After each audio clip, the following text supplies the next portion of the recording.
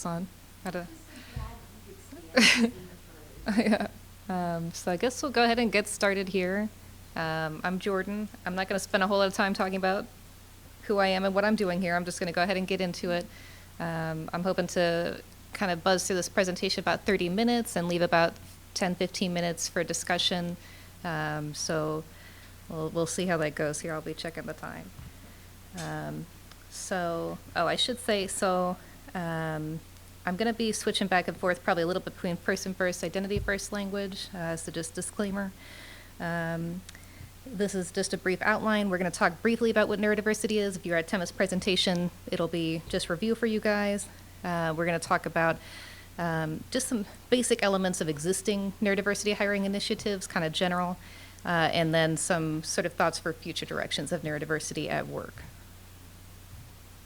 So this quote here describes neurodiversity, basically where neurological differences are recognized and respected, just like any other form of human variation, so comparing it to biodiversity, but just thinking about differences in brain structure and brain functioning. And in some ways, these differences are compared to race or gender differences. Basically, well, we have it on the next here. That it's natural, it's valuable. There's no one normal type of brain or mind or neurocognitive functioning, just in the same way there's no one normal or right gender expression or skin color, things like that. But still recognizing that social dynamics manifest similar to those that manifest related to other forms of human diversity. So looking at discrimination, systemic oppression, things like that. Just social power inequalities in general that may crop up when you're considering skin color, but also considering diversity as a source of creative potential. So we'll talk about some of the strengths associated with autism, again in generalities, but considering what might be useful at work. Just some basic vocabulary. Neurodiversity describes the entire range of variation in neurocognitive functioning that can occur in humans. Neurodiverse is an adjective describing a group of people in which different neurocognitive styles or neurotypes are represented. So we would say, like, this group here is a neurodiverse group. You wouldn't necessarily say a single person is neurodiverse. I feel like, it may get a little bit complicated if you're describing a single person as neurodiverse. Is that possible? Maybe, but jury's out, I don't know. And then a neurotype, as I said, it's a specific style or type of neurocognitive functioning. Some neurotype examples, neurotypical or NT. So that's a style of neurocognitive functioning falling within what society at large considers normal, all right? Neurodivergent is the opposite, so a style of neurocognitive functioning that diverges significantly from what is considered normal. This can be a result of genetics, brain-altering experience, or a combination of both. There may be different reasons that's going on.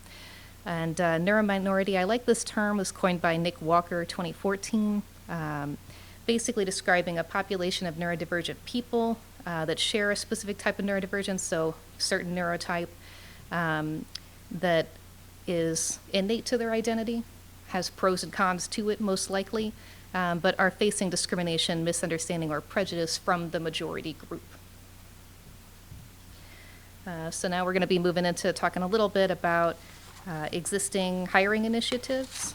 We'll be looking at recruitment and hiring practices, accommodations, neuroinclusive company culture, and some reported benefits and challenges from places who have these types of programs to these types of programs. So starting off with just some statistics here, CDC has updated their estimate here that 1 in 59 children are diagnosed with autism spectrum disorder. So these are people they are just estimating just to be diagnosed, not necessarily everybody who identifies as autistic. Based on that math happened, they're thinking there's going to be a 230% increase in autistic adults by 2025. And this is concerning specifically when it comes to work because estimates for unemployment rates for people with autism range from 40 to 90%. Even on the low end of that, that's not great, right? Taking a look at disability in general, so CDC estimates that about 1 in 4 American adults have some sort of disability that impacts at least one area of their life in a major way. So pretty significant proportion of the population. Based on a study, Morgan and Alexander, they sent out surveys to, I think, 600 employers. About 534 returned them. Of those, 365 said they'd never hired somebody with a disability ever. So never hired somebody who disclosed a disability to them. They had never before. And these are employers from different size companies, different fields, so kind of running the gambit there. And about 70 of those said that they would never hire a disabled person in the future, which actually illegal for them to say that, right? But they're like, they don't care. They're like, you know what, never doing it, all right? They don't care. Yeah, they're like, nope. So anyway, the concerns that they cited were safety of the individual with a disability, quality control for their products, productivity, so hours, and then behavior problems that they anticipated might happen, with a disabled person should they hire them. So keep that in mind, because we're going to come back to that. So these are some traits that may be associated with people with autism, with autistic people. Not every autistic person has all these things. This is kind of just a general idea of what are some things someone with autism might have that could be helpful in the workplace. And thanks to Wong, Donnelly, Neck, and Boyd, who discuss positive autism, which is a strengths-based approach to autism. What are the pros associated with autism? So broken into categories here, intense focus.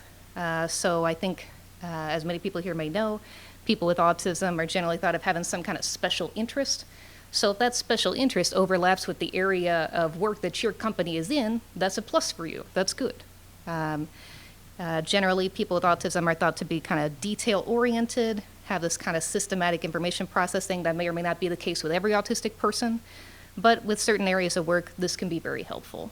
Let's see, moving on to cognitive abilities. So not everybody with autism is going to have advanced cognitive abilities. Some may, all right? So that may include visual thinking, as Temple Grandin was discussing. It may include an improved ability to retain information, especially if it relates to those special interests. And also, I want to point out this innovation and creativity, because I think in the past there'd been this idea that autistic people aren't capable of being creative. We're realizing that's not the case. In fact, they're just so creative that we, are not recognizing it as creativity because it's just super creative or something. It's so outside the box. Exactly. What is considered normal that we will. What is this? All right, it's creativity, so it's good. And also humor. Again, this is another interesting thing because this was, again, it was considered something that autistic people were not capable of, humor. So some things here, sarcasm, satire, puns, and wordplay. And I like this quote. This is from the article, relishing absurdity. So just the absurd things in life.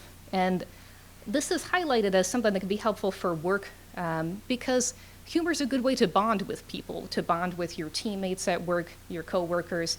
And also there's certain fields where I think humor is really valued, especially this kind of offbeat sort of humor. So in the medical field, in law enforcement, in STEM fields, I think this sort of humor is valued. I work in community mental health, so a sense of humor is strongly valued in that field.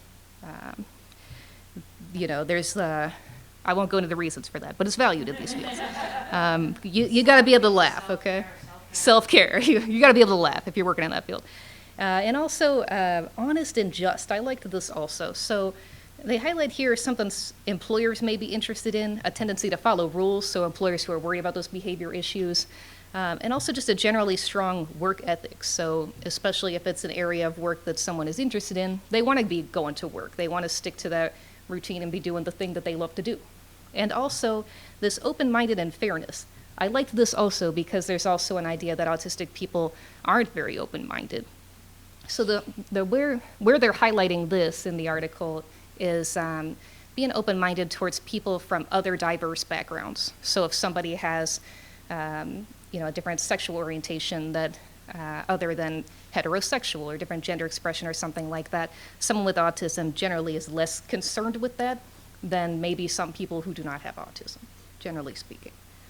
All right, so moving on here to accessible recruitment and hiring practices. So this is focusing more on the recruitment end of things, ways to recruit people with autism. So linking with social partners. So these could be government or nonprofit organizations committed to helping people with disability get jobs. So in this area, that'd be like OOD, Opportunities for Ohioans with Disabilities. ARC Industries is a big provider of jobs around here, Food for Good Thought on a lesser scale. So these are some options. So companies can link with these places and be recruiting in that way. And these organizations can also be helpful, not just recommending candidates and helping in the pre-screening and training process, but may also be able to arrange for public funding for internships or something like that, and also just help navigate local employment regulations in general and also specific to people with disabilities. Also, I think it's important to link with self-advocate groups in your area. So you can typically work with a group to have them review your hiring and training practices and see what recommendations for changes they might make. Also recommending candidates and providing ongoing mentorship for autistic employees. So definitely feel comfortable reaching out to these self-advocate groups. If it's a no, they'll just say no. That's the worst thing that can happen, okay? But my feeling is that a lot of them would be very excited for the chance to work with a company on something like this. And this is a big thing too that I think Temple Granted actually highlighted in her talk, was interviewing for the skills you actually need. So at my job, I need to be able to like make appropriate eye contact with people and like chit chat and like stuff like that, and we call that engagement. That's important to my job. It's not important to every job. So in a lot of STEM fields, typical skills that come up in a typical interview are not things that are important. So really take a look at your job description, be like, what do I actually need a person to have in this job? Do I need them to sit here and like smile at me and stuff? Or do I need them to like build me a robot, okay? So figure that out, okay? And really prioritize what skills you want. A lot of job descriptions, I see it's like 50 things, and you know the person they're actually hiring for that job does not have all those things, okay? That would be crazy and impossible. So really take a look at hands-on activities. So there's a program called Autism at Work through SAP. They have things that are called Hangouts, which are actually extended interviews over the course of a couple weeks, where they kind of hang out, they meet who works at the company, they may do some activities. One thing they do is they have candidates build Lego robots based on very detailed instructions, because that's something they actually need to know how to do, you know? Let's see, at Hewlett-Packard, they also do something similar where they build some kind of pill dispensing system. So they have them do things that are relevant to their job, all right? That's what they want. And looks like I've gone on to the next slide somehow. Well, I've seen that. This is a friend of mine. So one of the ways they screened for candidates was they gave them, this was a computer programs company, so they gave them a computer programming problem. Right, exactly. But the thing is, she solved the problem, and it wasn't actually supposed to be solvable. What? That's awesome. So see, you can learn things like that. That's pretty cool, right? Yeah. So yeah, and I think as Temple Graham was saying, she would bring like portfolios of diagrams and things like that. So figure out what's really going to be a relevant assessment of the skills that you need. As far as creative accommodations, so basically this is thinking about moving above and beyond just compliance with the ADA. Like what can you do to really support your employees to get them doing the best work that they can do, not just for them, but for your company too. I mean, that's what you want. And if you're willing to do this, you really see a lot of loyalty from your employees as opposed to just really high turnover. And I think this is true not just for autistic people, but just any employee. You want to be really putting the time into your workers.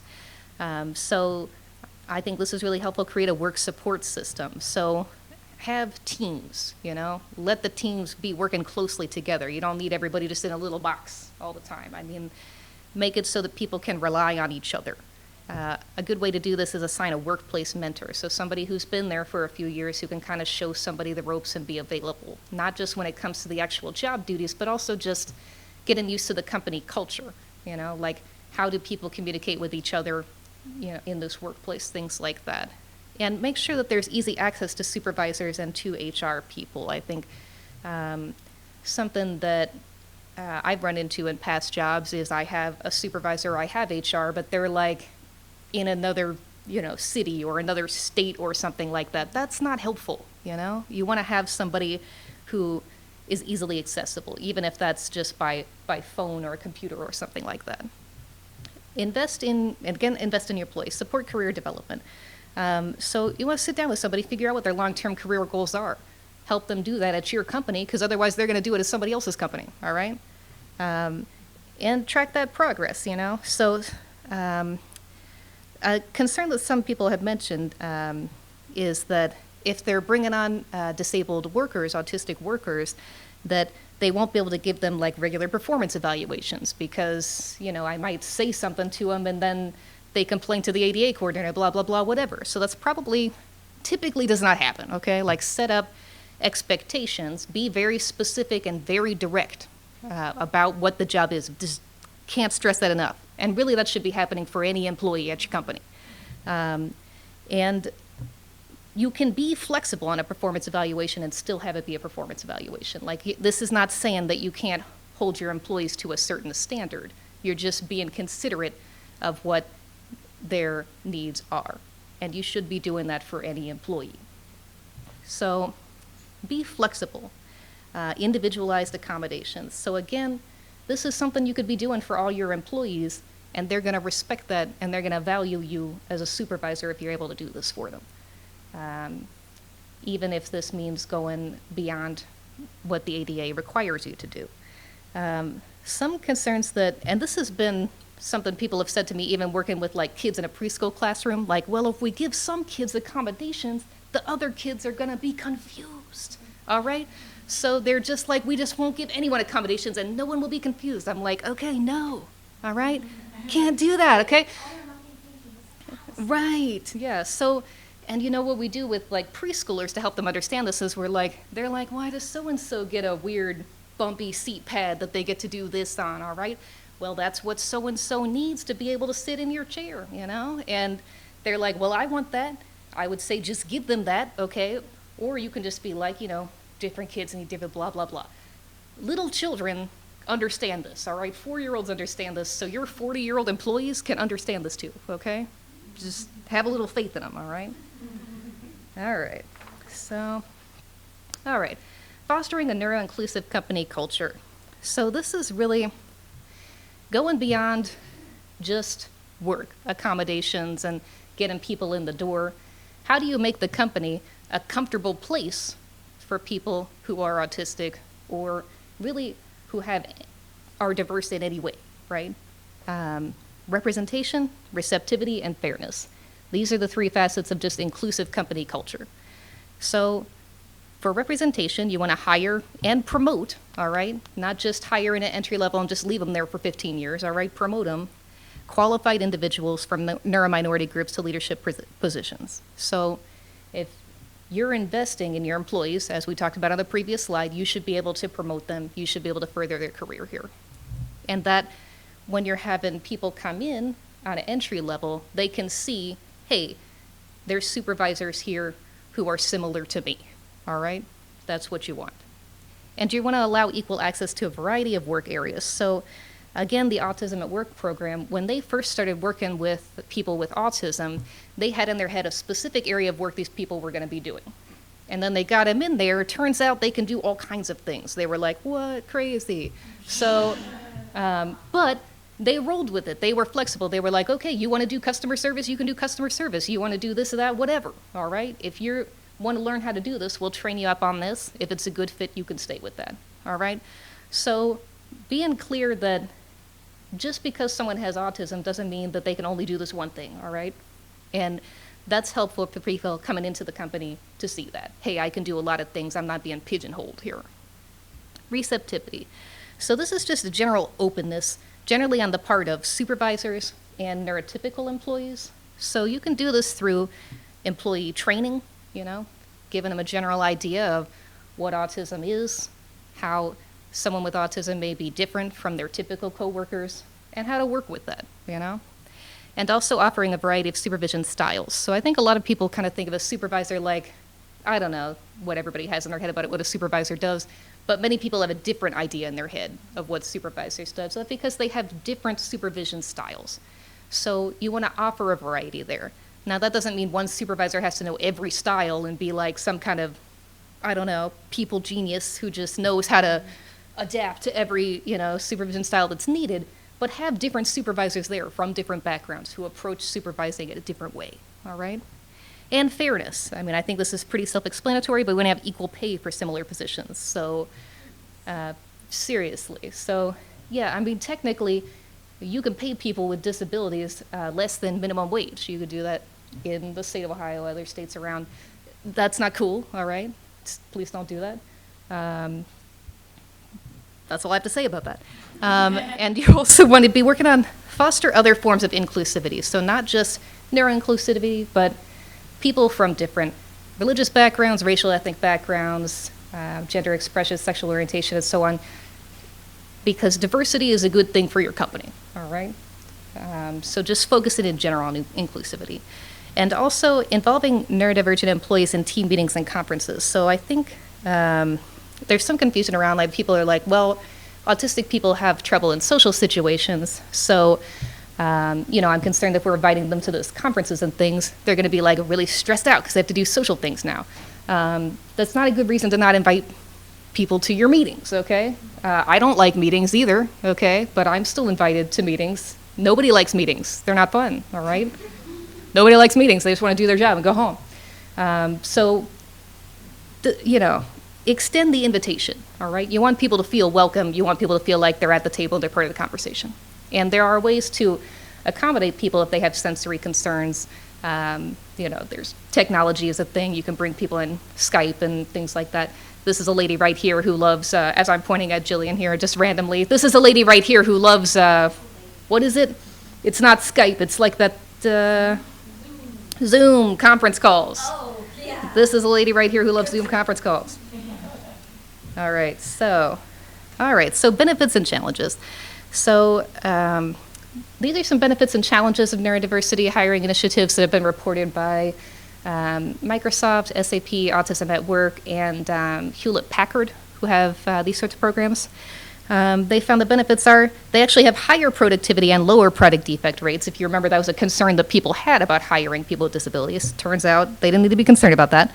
Also, increased creativity and innovation, and actually improved overall communication, which I thought was interesting, because working with autistic people forced them to be extremely clear and direct in their company and communication. So everybody was like, actually, this is awesome, all right?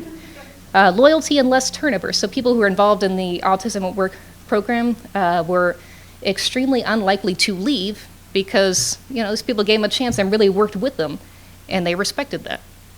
And also, the neurotypical employees reported higher morale. What did they say here?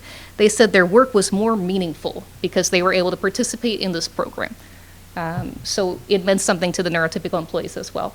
And also, it's just as good for PR, all right? If you do things that look good, that helps you make money, all right? There you go. There you go. And challenges. So one of the concerns was disclosure of disability status. I actually looked at an article that was specifically about this, and I'm going to just read from it because I want to make sure I'm getting it right here. So, for respondents who were diagnosed with autism at later ages, they found disclosing at work unhelpful because they perceived more discrimination. And then for people who were diagnosed at earlier ages, when they disclosed at work, they felt more anxious at work. And this was just one study, so not saying that's the case for everybody, but there are some problems around, forcing someone to disclose their disability to get these accommodations. And this program, it's called Autism at Work, so if you're part of it, people know what your diagnosis is, so there's some problems around that. And a lot of these companies are still trying to figure out how do we want to navigate that. So that's something to consider. Also, this idea of fairness of accommodations, which we discussed earlier. So having some neurotypical employees complain like, well, if they get this and that, why don't I get this and that, and so on. And then also that it did create extra work for their supervisors. So supervisors needed to be more available than maybe they had in the past, So maybe they need to be considering hiring on more supervisors so they have enough coverage for everybody.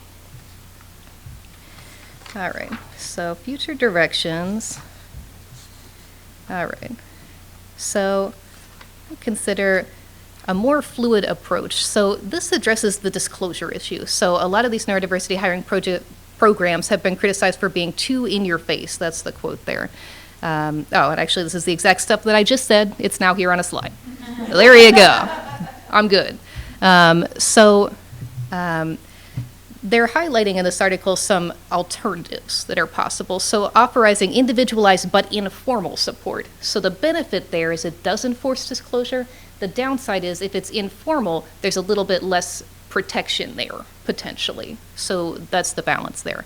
Also addressing discriminatory organizational norms. So if you can change those underlying norms, maybe you don't even need these programs, right?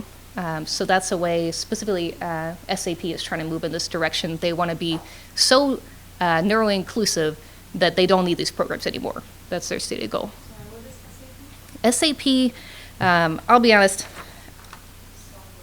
it's a software company. I'm going to try to think of what SAP stands for. I don't know. It stands for, I think, something not in English, so I give up on that. But it is a software company. They work with a company called Specialistern something that works in many different countries supporting these sorts of initiatives.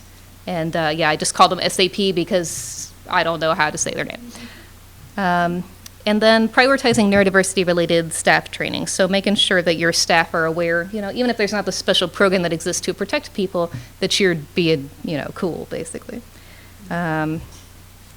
Expanding the definition of neurodiversity. So keeping in mind that autism is not the only thing considered in neurodiversity, and that these HR processes, typical interviews and things like that, may also be excluding other neurodivergent talent. 46 million Americans have a mental illness as of 2017, 15 million with a cognitive disability as of 2018, so that's a lot of people. So are there steps we could be taking to support not just autistic people, but people from other backgrounds as well?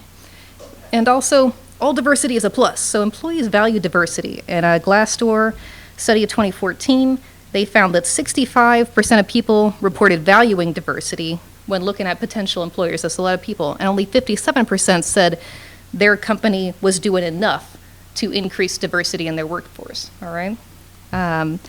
And improve performance and profits. So this is another one here.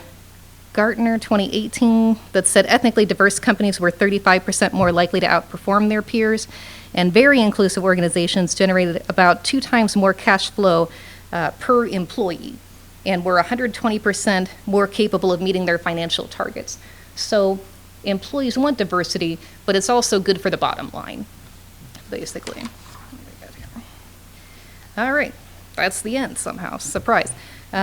So at this point, I'm gonna open up to you guys for questions or comments. If discussion develops naturally, that's cool. I also have some kind of group discussion questions if it's not so natural. So I'll let you guys start up. Does anybody have either questions or just thoughts in general that they would like to share? Tim. Okay, so you were saying the exclusion of neurotypes is a possibility. Have you ever heard of what's been called neurodivergent cousins or autistic cousins? Yes. So it's just something that started coming up where we're saying, oh, all these other people are our cousins, all these people with different diagnoses. Welcome to the group. Right. It just hasn't translated from the informal to the formal yet. Yeah, okay. As far as, putting it out there specifically, like. Yeah, exactly. Okay. So, like someone with maybe a mental health Yeah. disorder, they might be a cousin. Yeah, they're one of our neurodiverse cousins. Okay. I find that really interesting. I've never heard of depression or something like that being included under that umbrella. It's really just started coming out because people are like, hey, neurodiversity applies to brains. Everyone's brain is different. What about mental health? Oh yeah, that works. So that means we're cousins, right? We're cousins. It also, I guess it kind of makes it a little more palatable to people that aren't familiar with this community. Yeah. Because they can understand depression, whereas they might not have had experience with autism. So Mm-hmm. I like that use of that more to be a wider, universal design, better inclusive term. I guess I know one of the initiatives, I work at HOA Children's Hospital, and I work in the employee resource group supporting employees with disabilities. We want to just make our organization a better place to hire individuals with disability and start providing these types of supports. Thing is, we still need to go through all of like the hospital policies. We need to make sure we're not breaking any HIPAA rules for employee rights. So self-disclosure is so important, but everybody's scared of bringing something that's not normal out. And then we, at the same time, we're also trying to trying to train HR on interviewing practices. And, just because you don't get a firm handshake doesn't mean they're going to be successful at this job. Right. So there's so many other things that we are trying to do. It's hard to figure out what to do first and in what order. There's just like a lot of different things going on. Definitely. So, yeah, I guess what I would say is, I mean, like you said, there's a lot that's involved in making a company more inclusive, just in general. I mean, I've tried to just sum it up here, like, but it's not that easy, right? Especially for a large company like Nationwide. I mean, what I would suggest to start with is, review your policy, as you've said you've been doing, and I would say start there.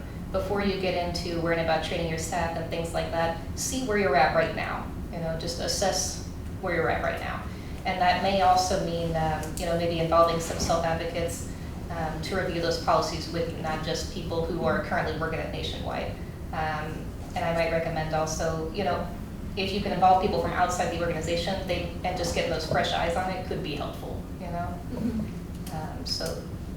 I think you could also, just in the spirit of universal design, just go ahead and put on your application or on, and usually there's a, equal opportunity employer, a statement, but you could even go beyond that and say, we welcome people, all, etc. If you think you might need support in an area, because of a disability, please come talk to us. Just language that's really embracing and welcoming and inviting for people, so that they might be more likely to disclose.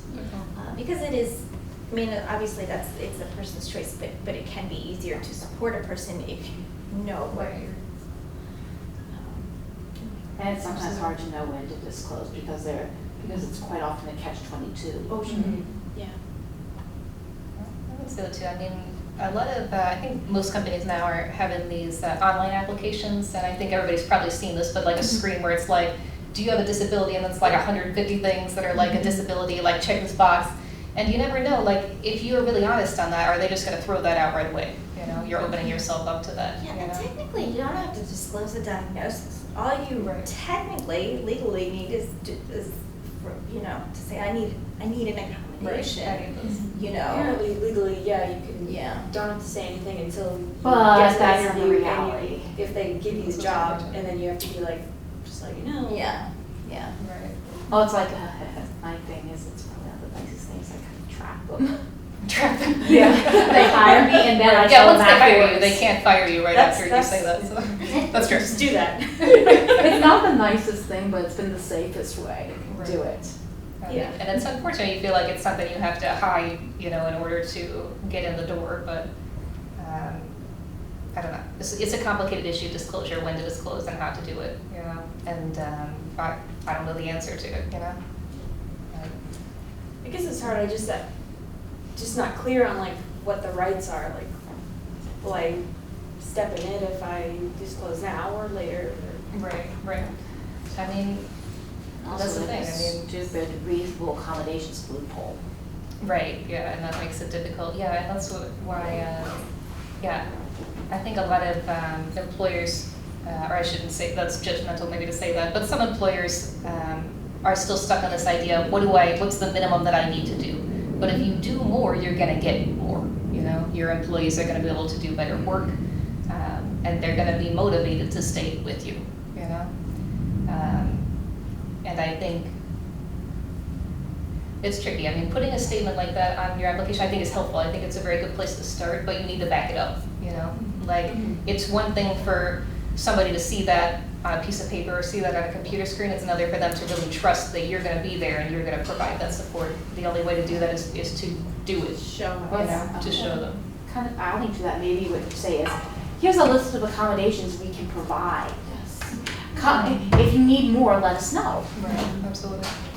So I work with high schoolers, and I'm curious if you guys have ideas of ways that they could ask potential employers, like what kinds of questions they might ask of a potential employer to kind of gauge that friendliness, if it's there. What do you guys think? I'll open it up to you guys. You guys have any thoughts? I would honestly, I actually just listen to how they talk. A lot of the times they give little tells away about how they, if there's this kind of a stiffness and a formalness, I'm less likely to believe that they're going to be accommodating. If there's a more relaxed atmosphere and a bit more engagement, I start to believe that it might be better. And there's certain words like like there's like, how you even say accommodations. We do provide accommodations. Now that's just like, we provide accommodations. Very different sounds. So it's like, or like, we have this person so and so, and they've been working so and so, and I'm like, yes, we have this person in this department, and this is what they do, and they've been a great asset. Very different. Mm-hmm. Something I would add to that, and I think is probably important really for just an important question to ask at an interview would be, what support do you guys offer as far as career development? Because if you know that they're willing to support employees and they want to motivate employees to stay on, generally that would communicate to me that they're more willing to work with somebody on accommodations and things like that. And you can do that and ask that question without giving them a hint that maybe you have a disability or something like that if you're not sure if that's what you want to be doing at that time. Mm-hmm. And I would see too, if you can get a tour of the place, you can see who's working there and how diverse does the group look in general. I guess another thing I would add is you can ask like company-wide, are there any sort of employee resources that are offered to employees?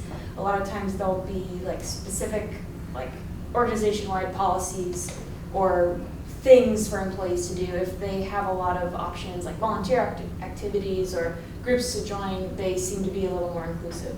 Mm-hmm. So like employee assistance programs, and if your managers know what's going on in the hospital, hospital, that's what my mind is. If they know what's going on in the company and what you can offer to the employees, it seems like a better environment, I think. Also, sorry. Oh, so sorry. I was just thinking that it'd be really cool if through SciAccess or other organizations, if we started building a list of like the top universities and companies that were the most inclusive and proactive about it, and rating like the specific, like providing explicit reasons for why they're super inclusive. So for the American Indian Science and Engineering Society, we put out every year there's the list of the top 200 colleges and universities that are the most supportive of Native students, and like they list like the number of students present and faculty present, and then like what specific forms of support there are. And so if we had something similar for everyone with disabilities, and then like talk about explicitly like what kind of things that either the company or school can help in being supportive, so it's more upfront and explicit, and then like the people that are applying already kind of have more of a guide to like what target schools or programs to apply for. And it'd be really cool. That's a good idea. It also would make, if it's published, it would make it a target for companies to want to make that list. Absolutely. Yeah. Because if you're not on that list, that tells you something about your company that's not so nice. Yeah, because we use that to like decide which schools not to apply to. Oh yeah. Yeah. One of the just hospital world. We just have the USA Today scores come out. Nationwide always makes the top 10, and it's like the marketing focuses on it. It's it's really important for the hospital to be on that list. So that kind of list means a lot to corporate organizations now. And if we're the ones putting it together, then it's like It could definitely. It would definitely be a project, but I think it's doable. There's enough people in here that can do it. Mm-hmm. I think it would be a worthwhile initiative, I think. Yeah. It would be a matter of, I think, just organizing, Yeah. It's something that's important. I think So Tim and I were at the ADA conference. I don't know if some of you guys, Yeah. I think, were also there. But in the main session there, I think they talked a lot about kind of cross-disability organizing and things like that, which I think was a lot stronger around the 70s and that 70s, 80s in that time.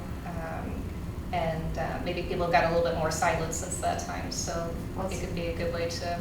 Well, I think the more conferences that we have that are home will Yeah. truly help, because the problem is we don't have the natural thinking skills that other people do because of lack of resources or just that we don't get the coverage that we should.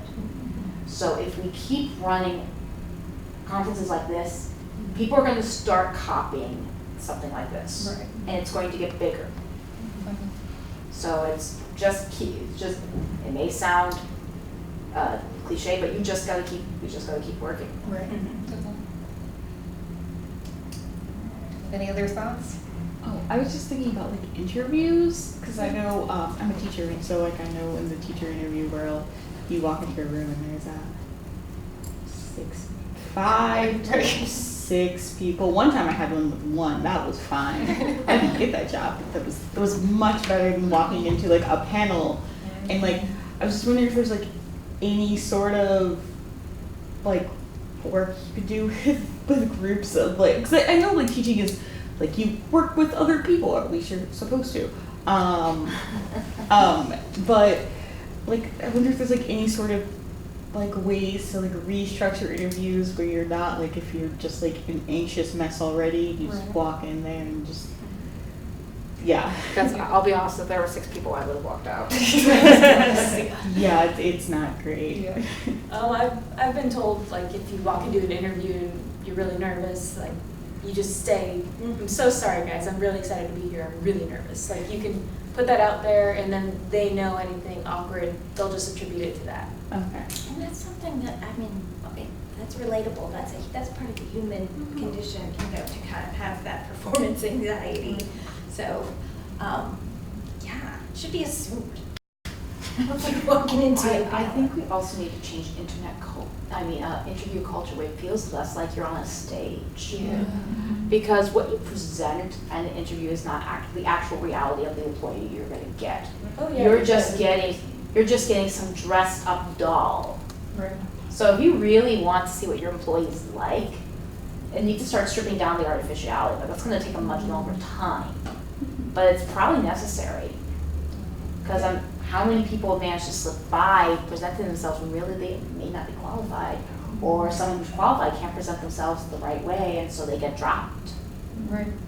Yeah, I think a traditional interview, I mean, like you said, it's kind of testing your ability to just BS and look good, So, I mean, if that's what the employee that you want, keep going with that interview style. I mean, if you want employees to do other things, you need to be thinking about, what does your employee actually need to be able to do, what's actually important to you, and make sure that you're looking for that, But I think a lot of people, we've really gotten to a point where, I think there's just this model of what an interview is, You dress up, you make eye contact, you give a handshake, and I think as I'm saying this, I mean, we, as part of Aspirations, we have sessions where it's just, this is what you do. So we're spending a lot of time and energy, and people are spending money to learn how to do this, all right, when you don't necessarily need to do that for every job that you're gonna have, So, yeah, I mean, how do you kind of flip the script on that, and how do you make an interview a little bit more real, And it really takes employers to make that a priority.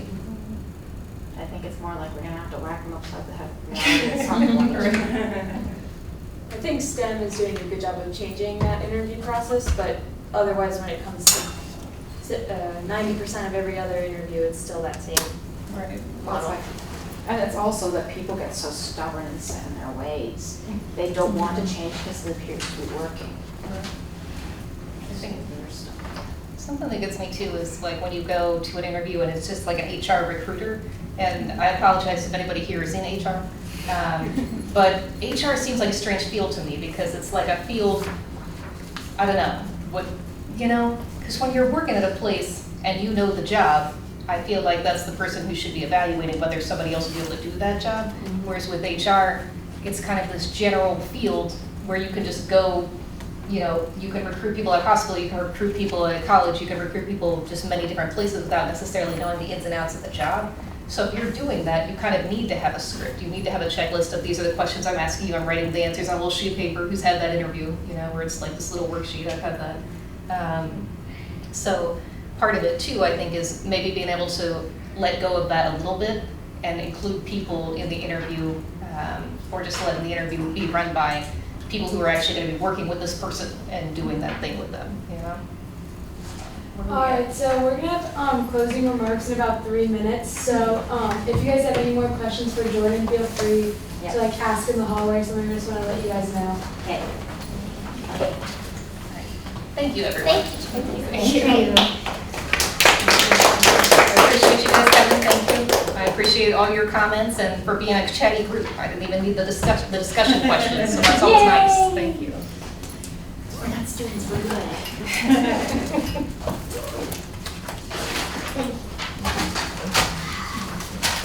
Okay.